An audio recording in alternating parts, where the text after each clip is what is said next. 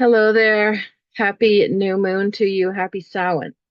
Let me explain that because some people are like, oh, but I thought Samhain was October 31st. No, that's Halloween. I thought Samhain was a midpoint in between equinoxes. Yes, some people calculate it like that. And if that would have been November 6th or 5th, around there, which is the Day of the Dead typically. But according to what I feel as a pagan, as a astrologer, and according to another woman you can find online, I don't mind sharing. She's called I believe the Glasgow Witch. She and I both agree that it is the new moon, the second new moon after the equinox, that is true Samhain. And that means it is the Scorpio sun and Scorpio moon, the new moon in Scorpio, to me, is astrologically Samhain. Why? Because Scorpio represents the veil. So when the sun and the moon are in Scorpio, that is the most heightened, potent time where the veils between worlds are the thinnest. And that is why we celebrate Samhain at this time. Now, Samhain is different than Halloween.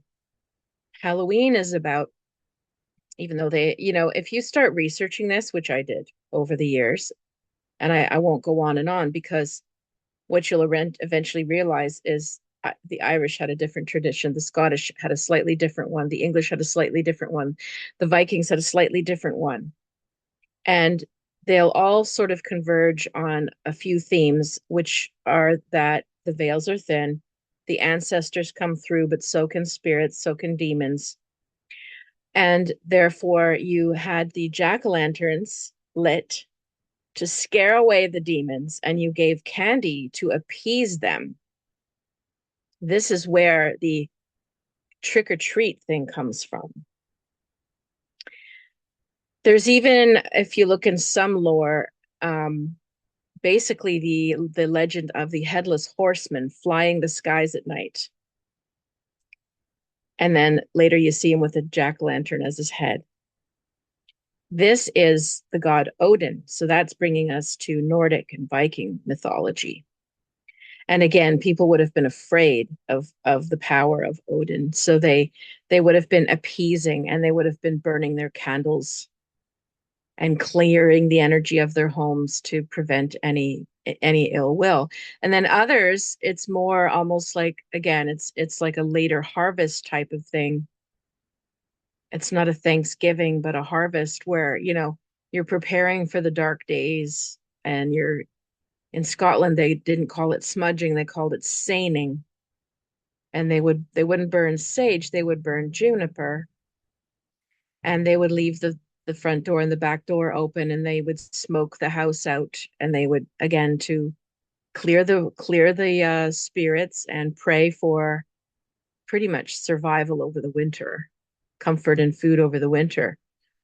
And so now I'd say maybe our more modern version of Samhain would be to connect with the spirits and the ancestors. So it is an excellent time for that, for remembrance.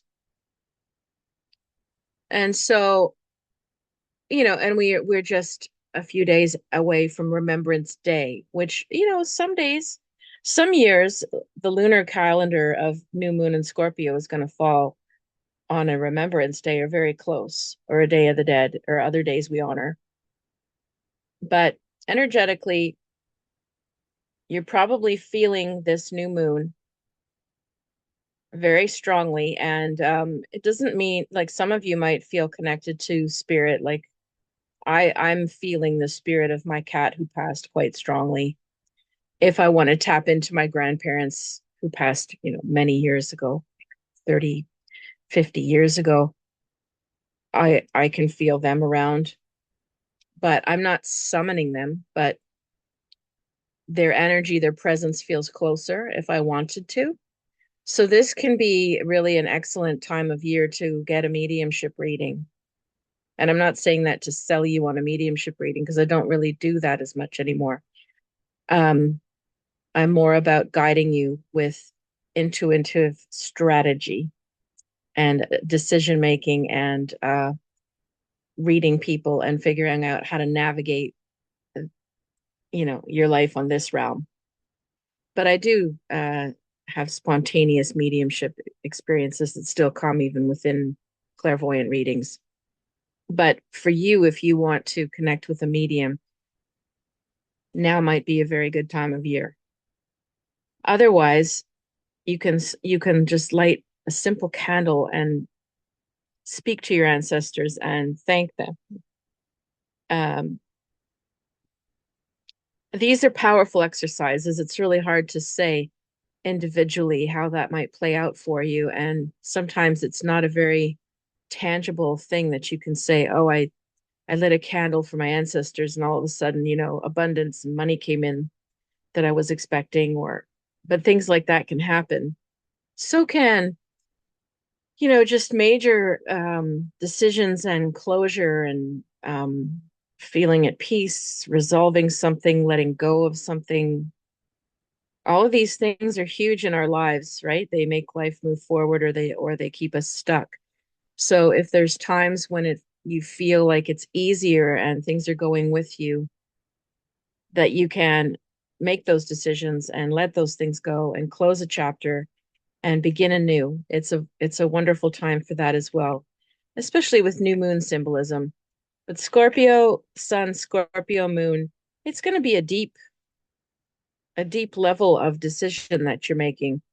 It's going to be a deep moving on or closure. It's not light, it's not temporary. It's very impactful, and it's likely, we'll never say permanent, but it's more long term.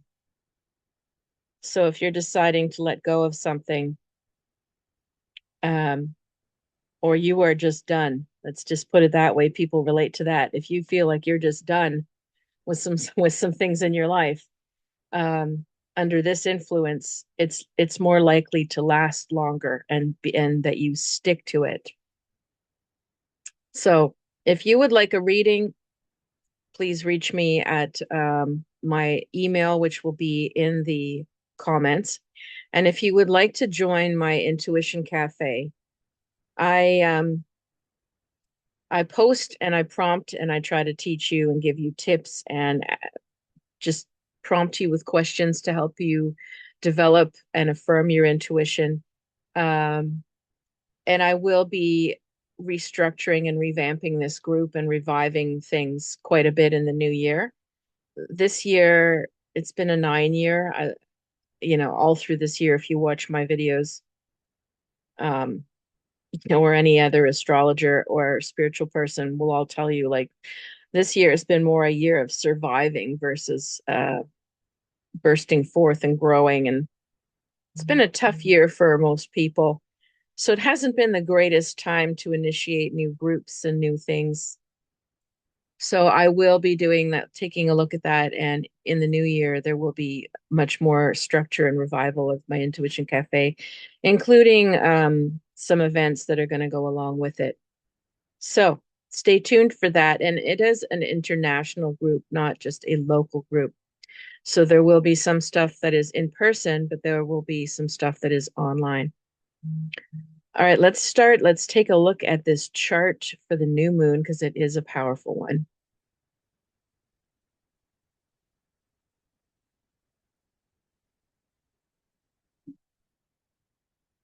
All right. Let's see. Look at how beautiful this is. Do you see right away? There's a feeling of openness and peace in this chart. Do you see how many blue lines we have? How many trines? And do you see there's like a double grand trine? Plus there's a mystic rectangle. Look at that. And there's one opposition. And there's a couple of squares, but it's not much. And what's that mean?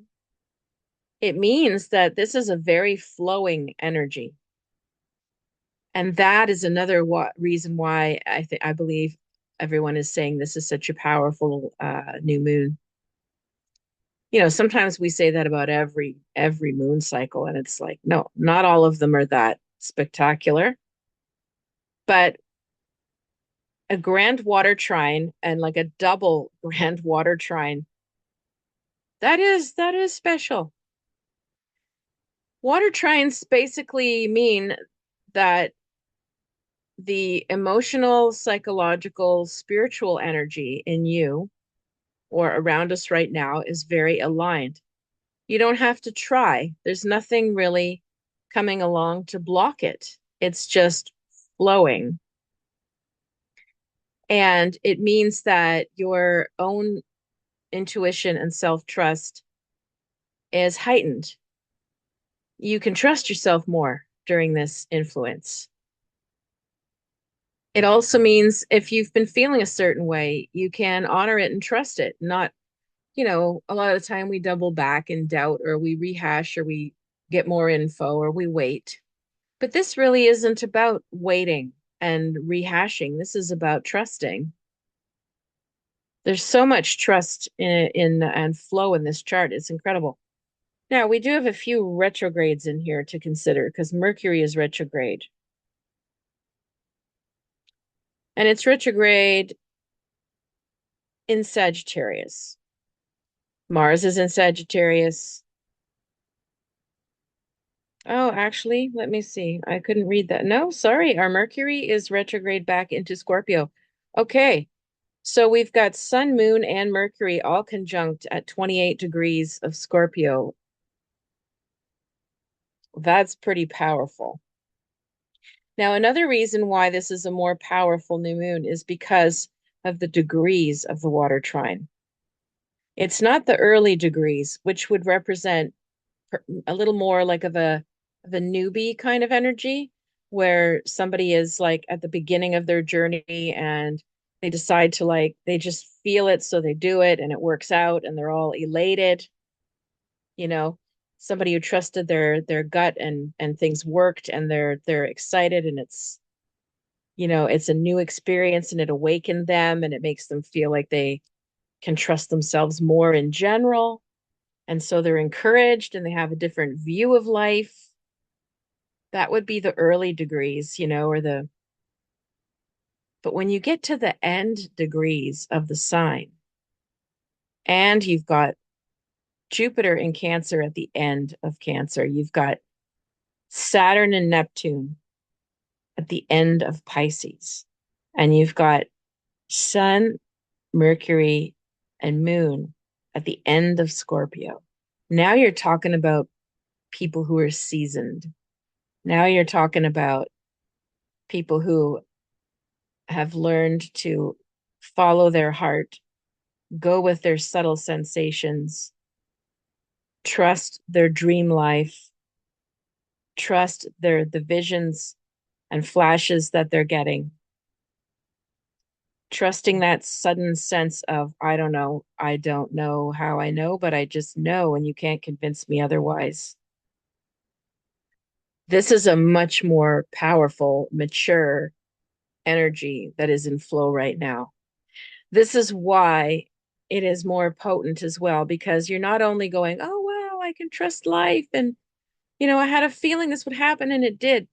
No, this is like more like the seer, or like another medium like myself, or like a very seasoned, counselor or therapist or lawyer or whoever just sort of is used to like, uh-huh, I know what that is. And now is my timing. If you look at what's going on, maybe you know some other people in your life going through it. I sure do. Somebody who's just enacting an enormous act of courage and pursuing legal action that is long, long, long overdue. And, he's been waiting for this for years. And the phone call finally came to give a deposition, like right now at this new moon. Take a look at the actions of the survivors, of the Epstein survivors, and how the Congress just voted 427-1 against Mike Johnson. It's incredible. The House is never aligned like that. And they're all aligned again to release the files and stop the secrecy. This is a very mature Sun, Moon, Mercury, Scorpio thing. Let's release the files. Let's stop the bloody taboo. Stop the secrets. Stop the lies. Bring out the truth. That's Scorpio. Bring out the truth.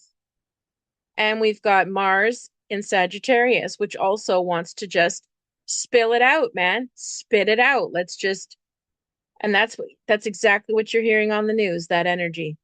Just get it out there and get it over with, sir. Just do it. But of course, that's complicated because it just is. But all the Scorpio energy is like, let's tell the truth. Saturn and Neptune in Pisces.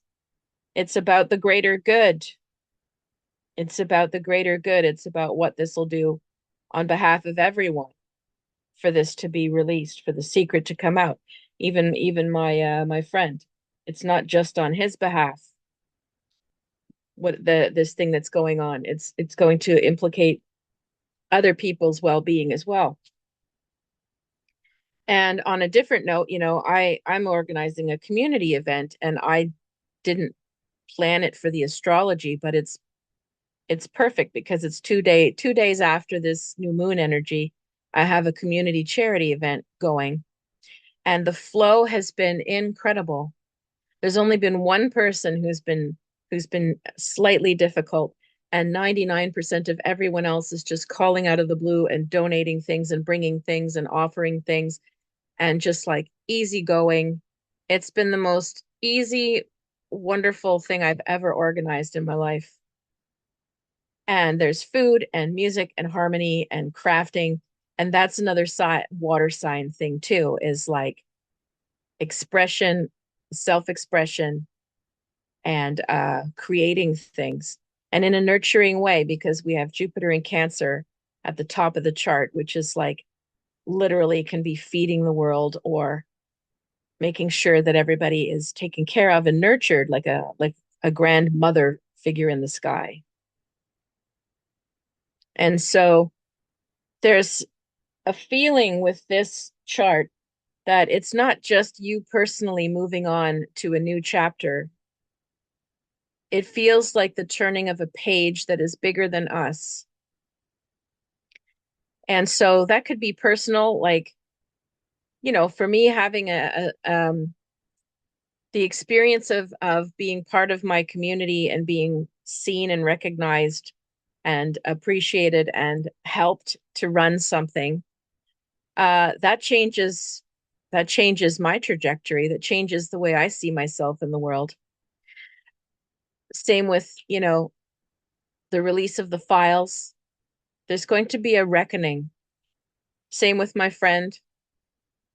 Once these depositions and reports are out, there's going to be reckoning. And you might also see that in areas of your life. It could be going on with your work, where maybe somebody who's just been getting away with things for too long is not going to.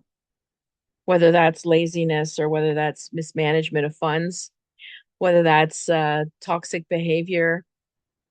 It's not going to fly. There's too strong a pull for things to be harmonized and aligned for the greater good right now, which is a really beautiful thing to see. Very hard for some of the people that need to be accountable, but they still need to be accountable, because that's what a reckoning is too. It's karmic.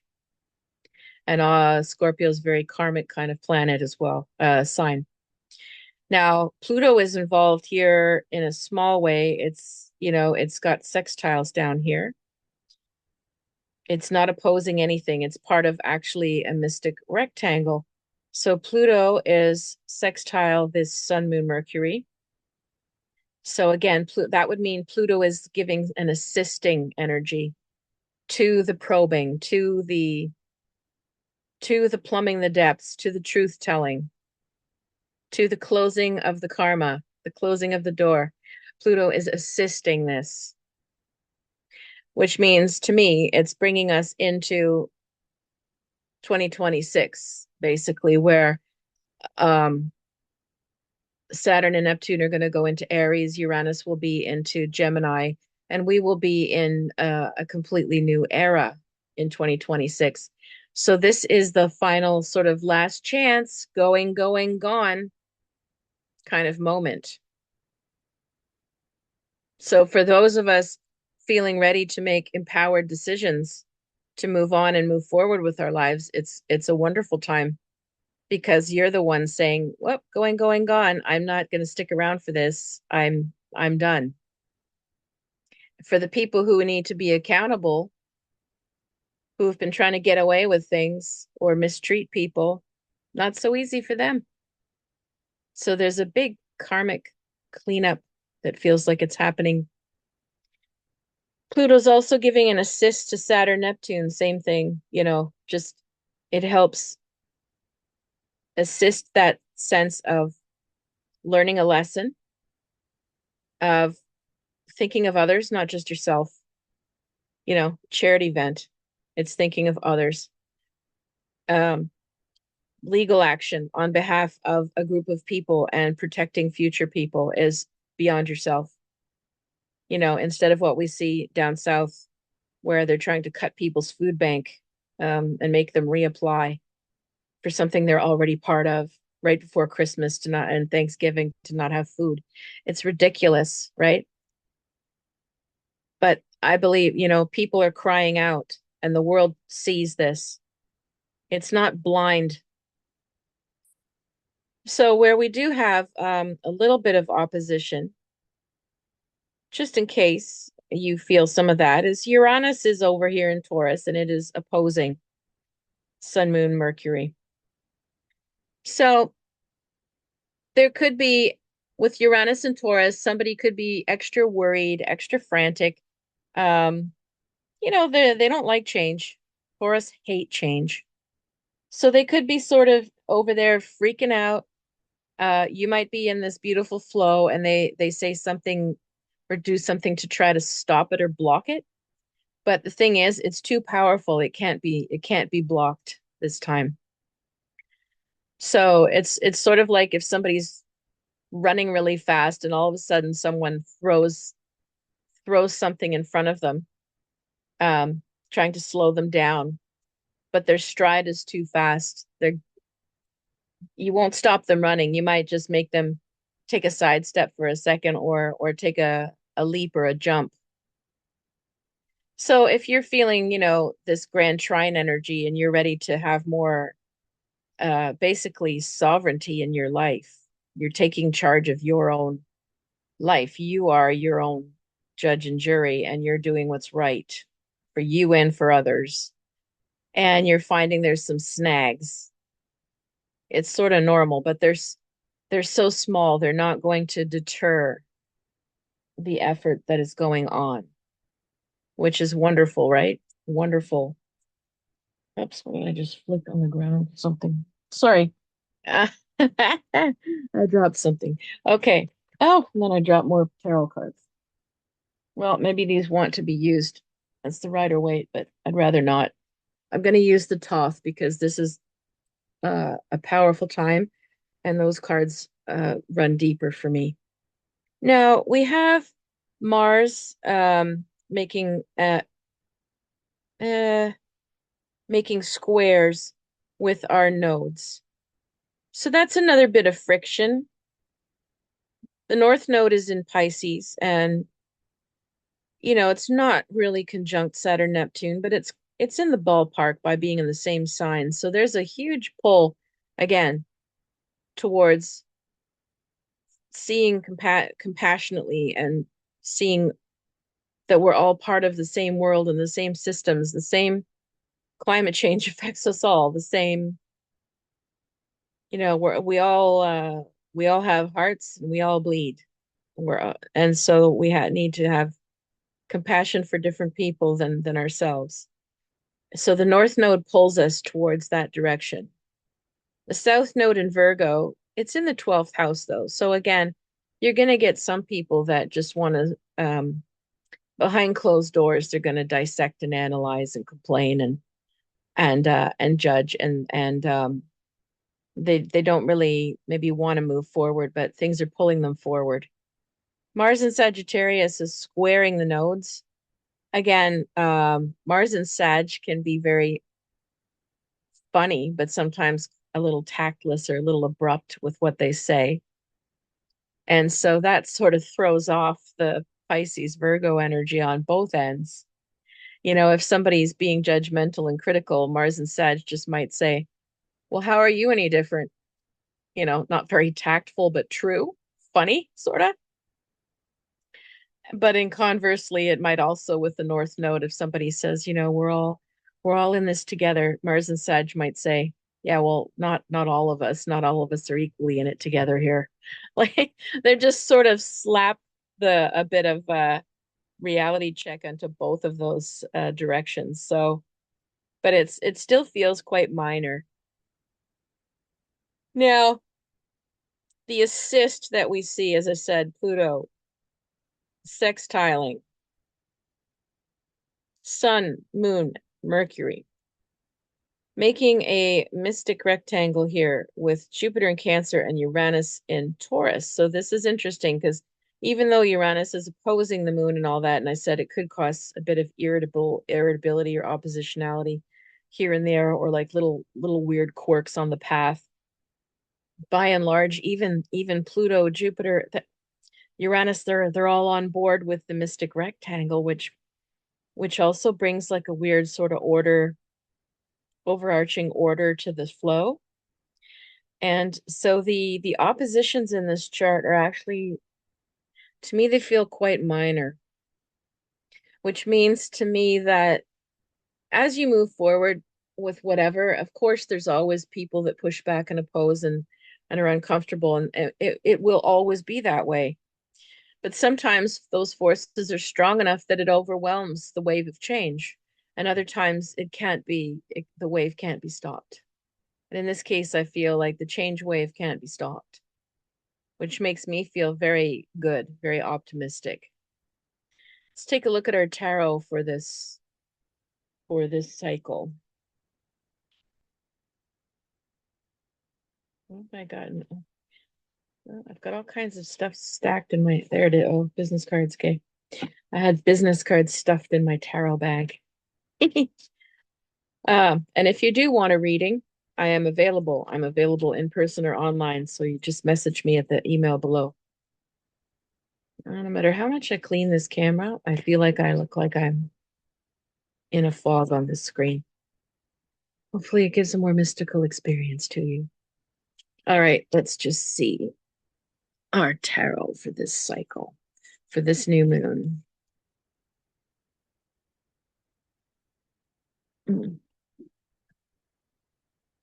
All right. What else can we expect? The lust card. Ah, that's great. Temperance or lust. Yeah, the whore of Babylon. She's not worried about taming the beast anymore. She just trusts the beast. This multiple-headed beast. She's lying back naked and she's just fully engaged with her passion. That is a very good explanation of the water trine as well. Other temperance cards, you see somebody battling with the lion or trying to dominate the lion, which represents the way humans try to control at the animal kingdom, but also our own animal instincts and our sexuality. And in this case, she is fully embracing her animal instincts and sexuality, and she's not battling with that nature at all, with the animal kingdom at all. She's in tandem with it. And so that just again reiterates it's a good time to trust your passions and some of your stronger, deeper impulses and emotions. We're not talking about if you're feeling reactive and ready to smash something. We're talking about um, maybe you have a very strong dream and a very potent feeling that you need to go back into your and study, you know, or you feel like it's been too long and you need to go back and do your art or dance or play music in a certain way because you haven't in so long, and it's going to feel like a deeper calling. Or maybe some of you are single and you're finally like, you know what, I'm ready to connect with someone again. I'm ready to date. I'm ready to risk this. So like there's a passion and a readiness to be open emotionally and trust the universe again. Yeah, these glasses are so foggy. Okay, I need new ones. The next card is Two of Discs, change. You see the snake biting its tail. Snakes represent transformation and change, but biting their tail, you have the infinity sign since it's biting its tail. Infinite change, infinite cycles, ups and downs, highs and lows, dark and light. It will always be like that. Life will always be like that. Now, if it's biting its tail, is it preventing change from actually moving forward into a whole new thing? Like almost avoiding having an ending, avoiding grieving an ending, avoiding making a choice and keeping on the wheel? Or is it a deeper philosophy that there's dark and there's light and there's always both? So I'm going to choose the light. There's things that are always changing, cycles always go up and down. Recognize the cycle that you're in and accept, okay, right now I'm in an upswing. Right now I think I'm in a downswing. And know that it won't be forever. The up or the down will not be forever. And accept where you're at in there and plan accordingly, you know? So it's a very deep card, this one, philosophically. So you might be questioning that as well. I would say because we have the water trine, I would encourage you more to make the decision and let go and move on versus staying on a wheel of questioning and allowing things to keep going. You know, let's just again, because it's an easy analogy, it's in the news. If they try to revisit these Epstein files yet again, and it gets pushed back again, waiting for later, it's extremely frustrating and demoralizing, right? It's time to just let this crap come out and be seen, and let's move forward as a world with what we find. So I would encourage you to do that in your life too. Let's say it's the dating one, for some of you, just as an analogy. Just go date. Stop talking about it. Just see what it brings up. See how you feel when you do it. Stop waiting, you know? Now, last card. It's the Queen of Pentacles. So, that's a very secure woman.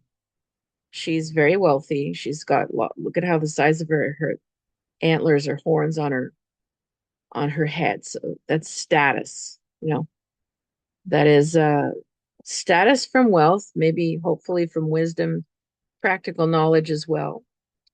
And she's very protected. She's looking out over her lands, and she's got a ram that is protecting her like a little gatekeeper. So she can represent a lot of things to us. You know, again, a sense of being protected and knowing how to just be in the observer mode, or have people who protect you, or you protect her, maybe if you've got someone like this in your life.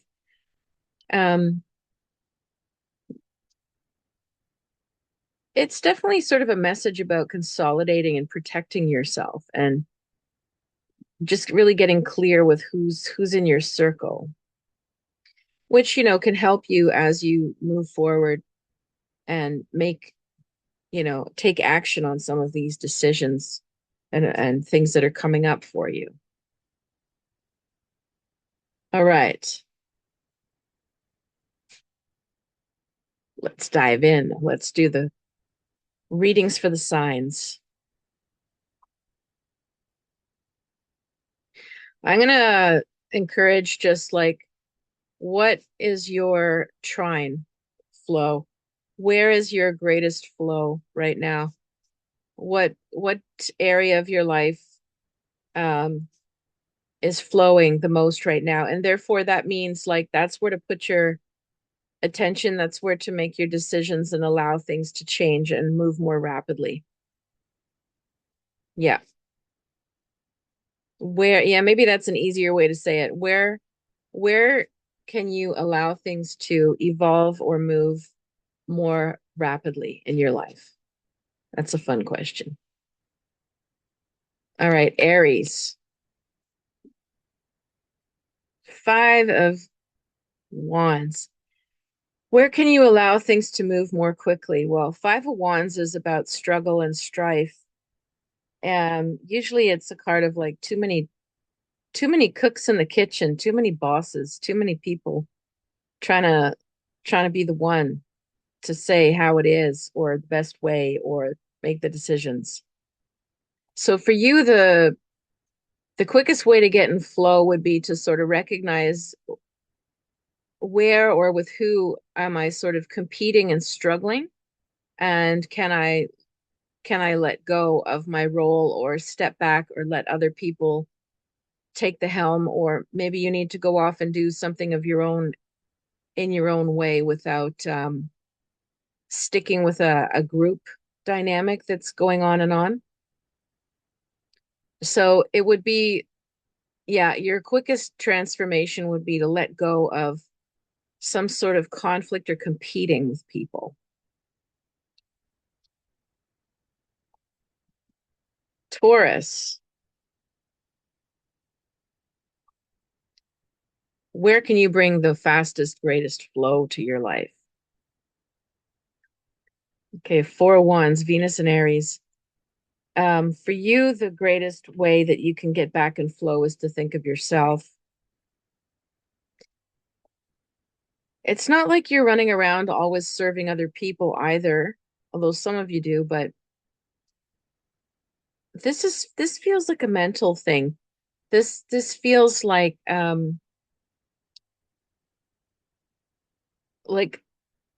because Taurus, you worry a lot, okay? You can worry and rehash certain things. And I would say this is more like adopting a mentality of thinking about what you want and what you want to say, and not like projecting, oh, if I do that, then this, and then that person, and then this is gonna to stop the mental loop of worrying and to just trust that if you do what you need to do and say what you need to say and do it in a respectful way, calm way, if as best you can, that things will work out and the chips will fall where they may. So you need to consolidate how much energy you're giving to thinking and considering and worrying about others, and think more about yourself right now. Interesting message.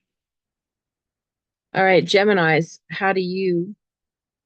what's the area of your life where you can get back into flow the fastest, or where you can experience the fastest growth? Ooh, the death card. Oh boy. Wow, Gemini. Okay. You have to allow something to die. Not literal death, not a literal physical death, but it can feel like a death.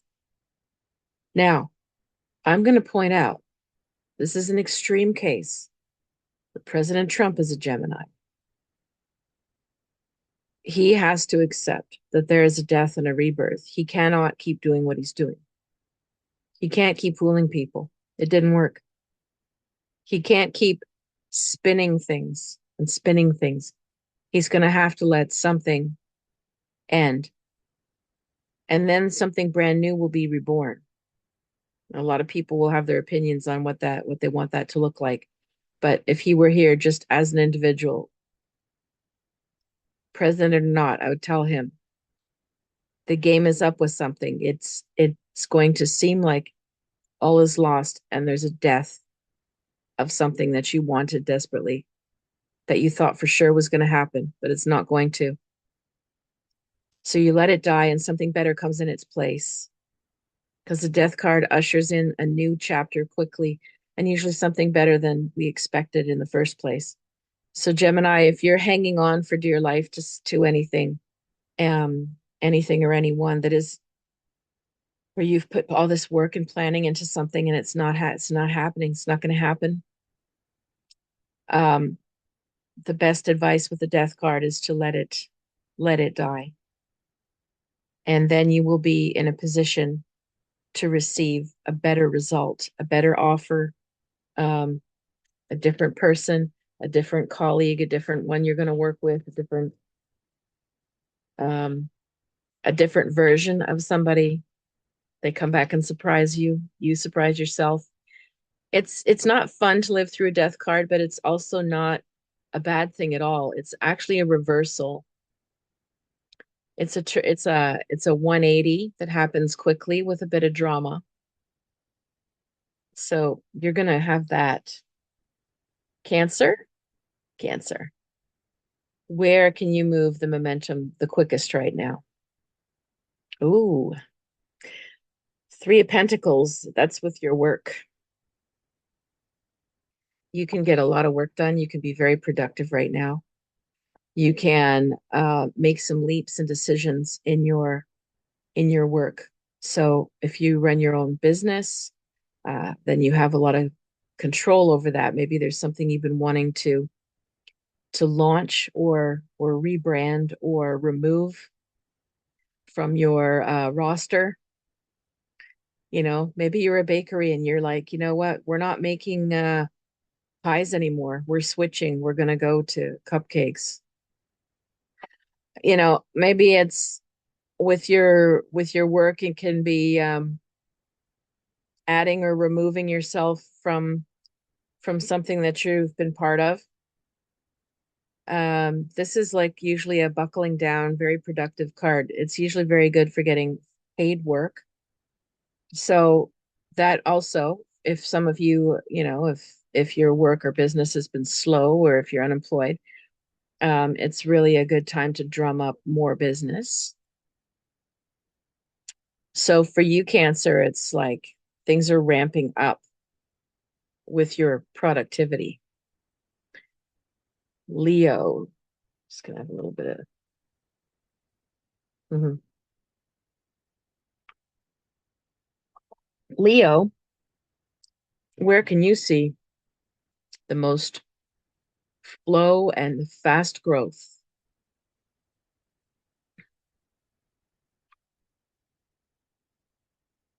You have the Empress.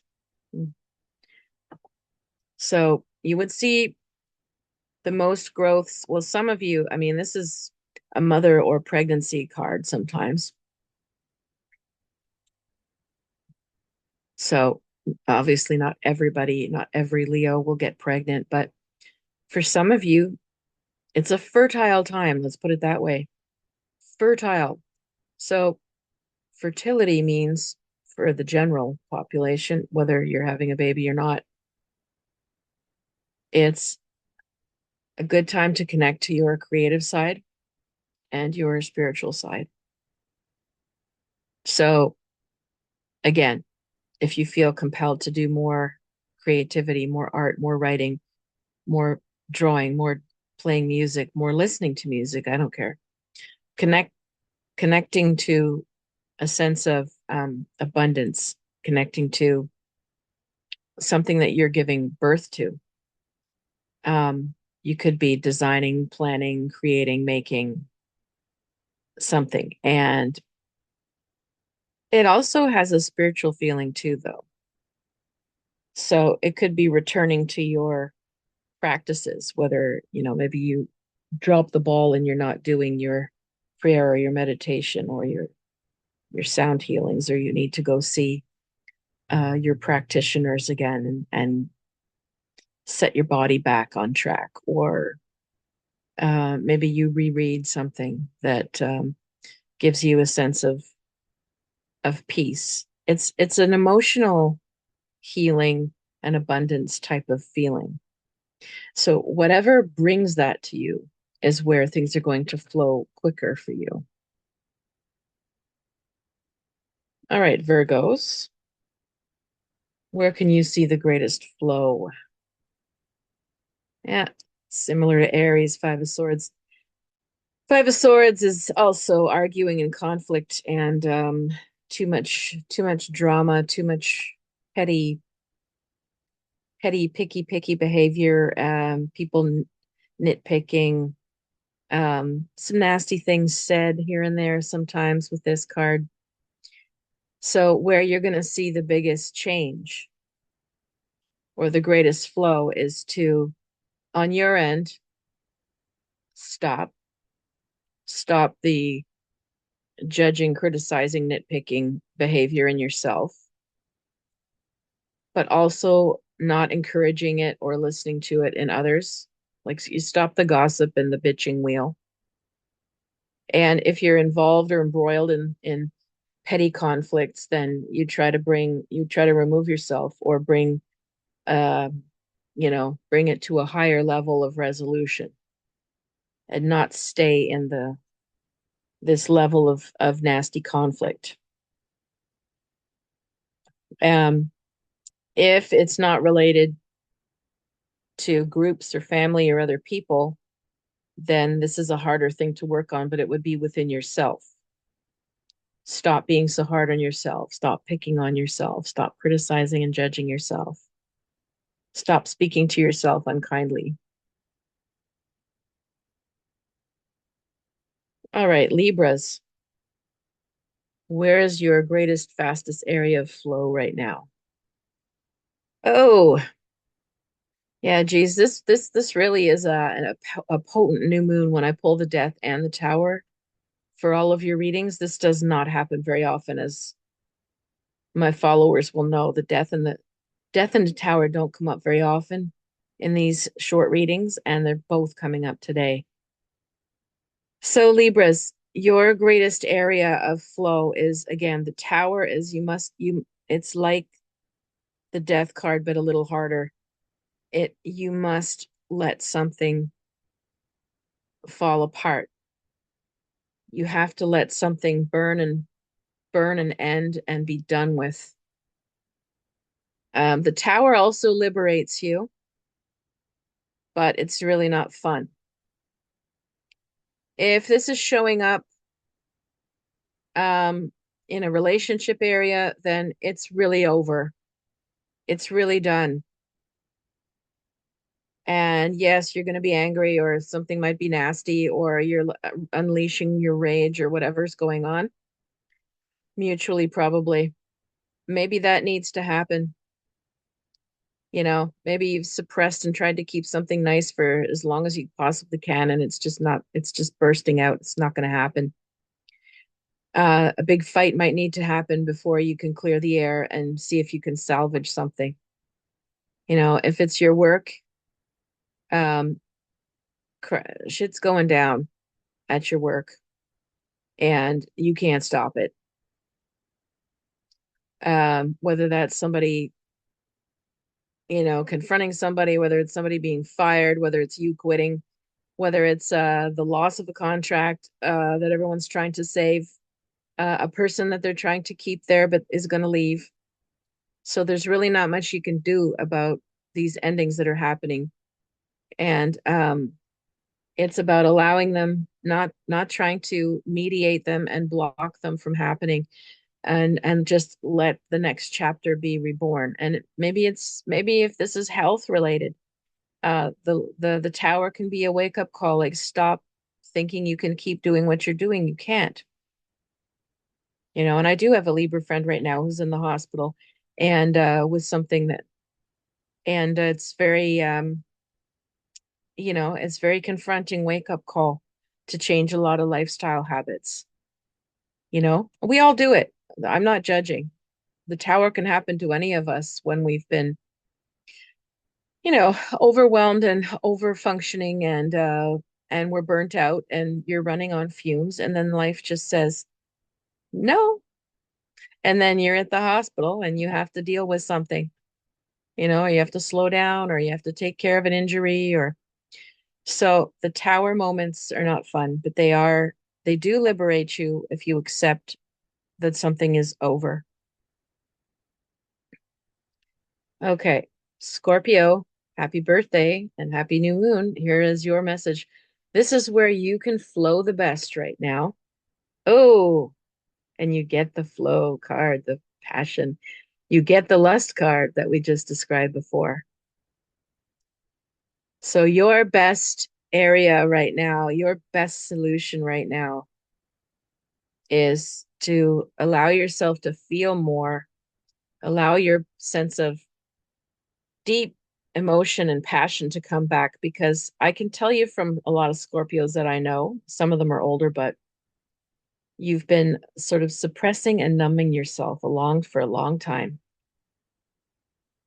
There, I said it.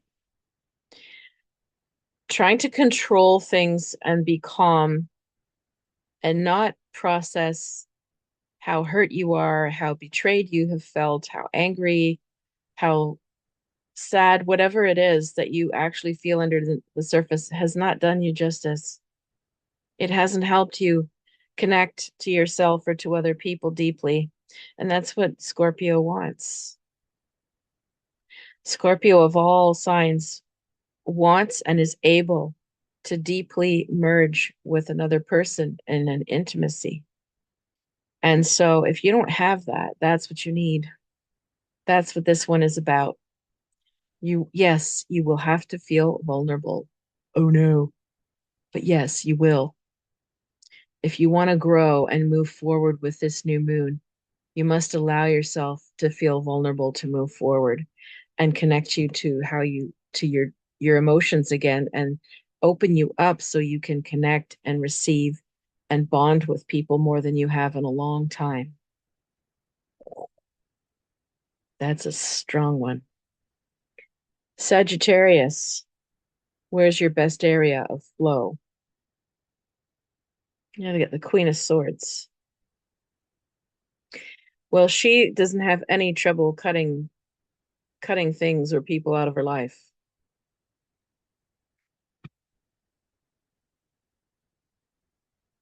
Who do you need to cut out of your life, Sag? There's some people, there's some projects, there's some customers. I don't, there's some things that are just not aligned in your life. And the Queen of Swords comes along because um, she doesn't have compassion. She's not bleeding for the person. Oh, poor them. She's like, nope, this is not efficient. This needs to happen. And then somebody who is, yeah, a good, nice person, tried their best, but isn't cutting it, gets cut loose from the project or from the job. You know, that's the Queen of Swords. It's not very fun, yeah, but it is necessary sometimes to be ruthless. Take a look at the new Devil Wears Prada movie coming out, number two, part two. I forget when it comes out, but it's pretty soon. Um, if you think of Meryl Streep in The Devil Wears Prada, thank you. No, that's enough. Just cold. But that's what it takes. That's what it took to run. Her character's based on Anna Wintour, who's the editor of Vogue.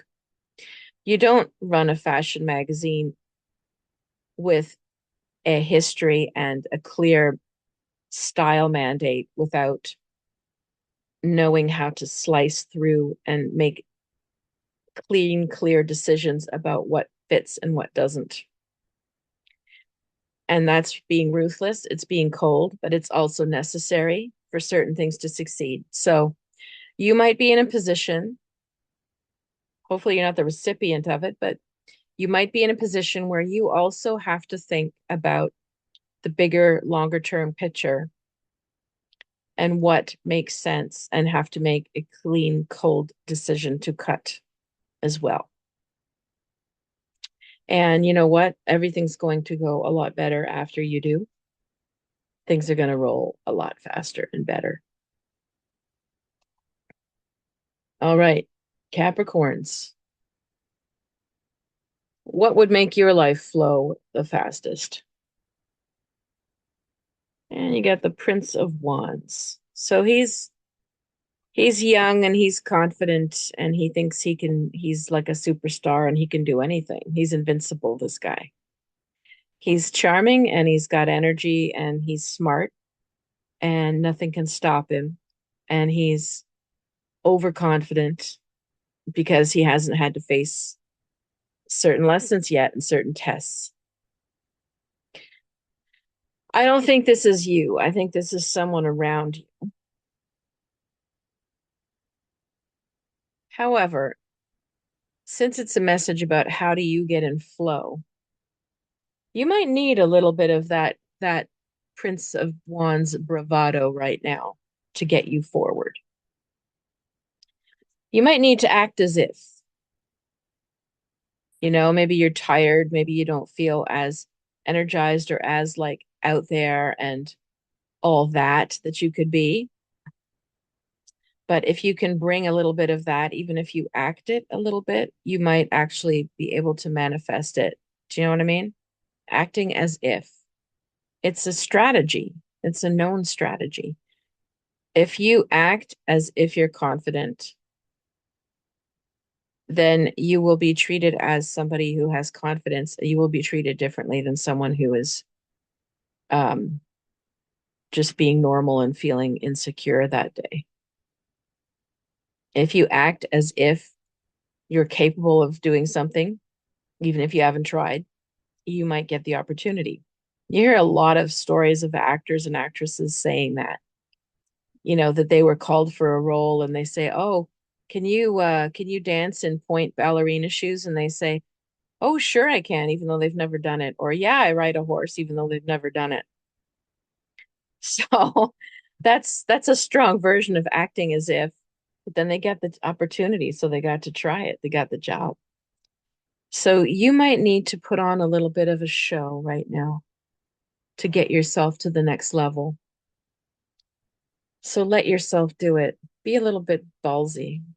Be a little bit brassy and shiny. Don't be a douchebag, but just bring the confidence. Bring the confidence. Bring it. And also this guy would show off a little, like he would show what he can do. Nobody likes a total show off, but you can show a little bit. And he would also present himself well. So make sure you present and dress, as best you can, for whatever it is you're wanting right now. Okay, Aquarius, how can you get ahead and flow the quickest? Ooh, Ten of Swords. Gosh, this is a tough readings. And of course, that makes sense with Aquarius because all of these planets, Uranus and all the Scorpio planets, like Taurus, Uranus, and the Scorpio planets are all squaring you. So, of course, especially if you're born at the end of Aquarius, which means, towards like mid-February, you're going to feel it the most. But the Ten of Swords means also, yeah, you have to accept a defeat, which is not fun. Now, unlike the Death card, where there's something better coming in its place, unlike the Tower, where once you've burned through all of the rubble, you feel actually renewed and liberated. This is not that. Sorry. The Ten of Swords is where you need to take time off work you need to maybe maybe there's a temporary separation in your relationship.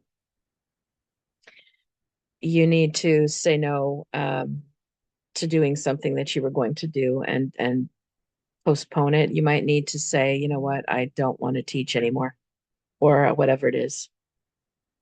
Ten of Swords is an ending, and it's a defeat, and it feels very heavy. And usually you've been trying to convince yourself that it's fine for too long, and now you just can't. And you've been mistreated along the way, and you're still there.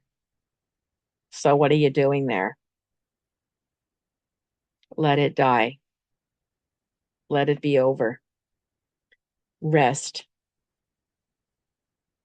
Think about, start wondering what you want to do instead. But you need a period of recovery. So the fastest movement for you is to stop denying how you feel, whether something's working or for you or not for you. Stop hanging on for dear life to something that isn't working, or to someone. And finally, Pisces, how can you experience the greatest, fastest flow during this lovely water trine new moon? Seven of Wands, that's my boundaries card. You can have the greatest flow by standing up for yourself, finally. Saying no, or telling somebody to shove it, or say, I'm not doing that anymore. Yeah, boundaries, boundaries, boundaries. Seven of Wands is valor, Mars and Leo. Mars and Leo asserts what they want. They're not pleasing. They're not feeling sorry for anybody. They're taking a stand. And usually you need to take the stand for yourself. That's where you're going to see the fastest change. And yeah, of course, setting boundaries, standing up for yourself is never easy, because yeah, we know, and you know, that it's going to cause a domino effect. And you probably know very well what range and who it's going to involve, and how upsetting it might be at first, and all that stuff. You know, you got to do it anyway. You got to do it for yourself to feel mentally and emotionally well. So if no one tells you, you have permission. You have permission. Set the boundary. Let the storm happen. You will be fine. So will they. All right. As I said, if you would like readings at this very potent juncture in your life, I am available online and in person. Otherwise, I wish you a very productive and life-changing new moon phase. I wish you a happy Samhain, and I'll see you again for the full moon in a couple of weeks.